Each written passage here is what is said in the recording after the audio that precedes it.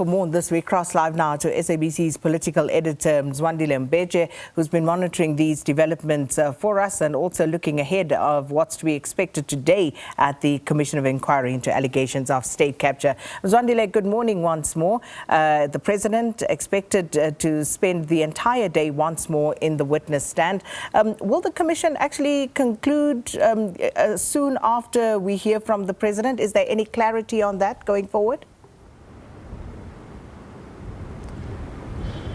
Well, a very good morning again to you, Sakina. We expect, as had been communicated earlier by the Commission itself, that the person it was waiting for before it wraps up its evidence was the President of the country, who is taking the witness stand today, and of course he did yesterday. So we expect that once he has concluded, I think at around 4 or even 5, because remember, Sakina, as you've correctly said, today would be the last day that the President would be here.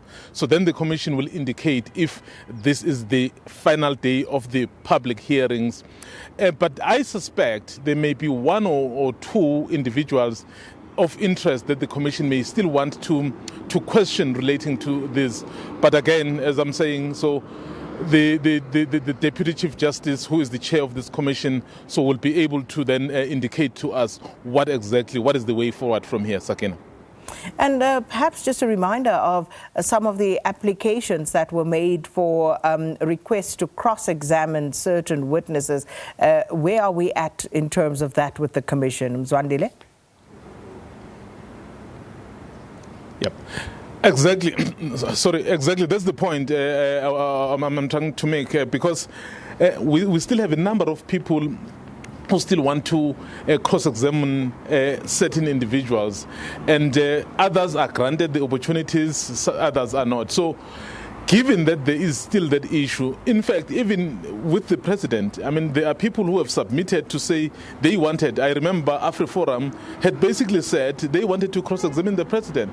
But of course, in terms of the procedure of the Commission, so you have to put your own version as well so that it can also be subjected. So that aspect also needs clarification from the Commission.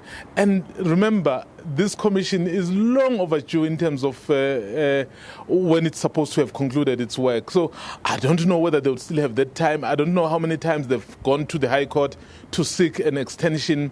So given that already, and there's a lot of money that has been spent, actually it's around $1 billion, if not more, I don't think there will still be appetite from South Africans to see the Commission spending even more money, because if you still want to slot in a number of other people, it means more time, more resources. So the Commission would really have to explain today what exactly is happening, and some of those people who remain outstanding in terms of explanation, so they have to come back.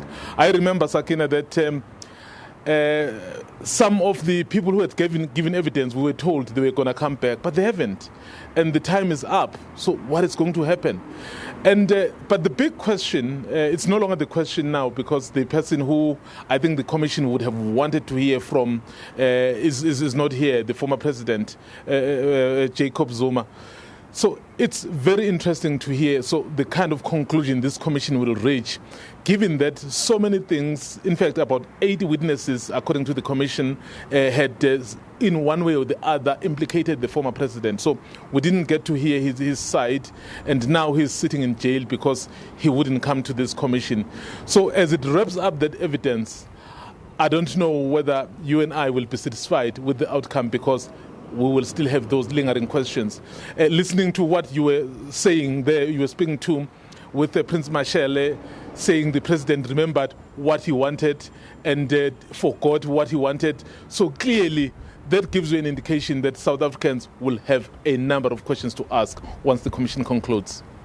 Mzwandile Mbeje in Braamfontein, and of course day 2 of President Cyril Ramaphosa's testimony for the second time appearing at the Commission of Inquiry into allegations of state capture.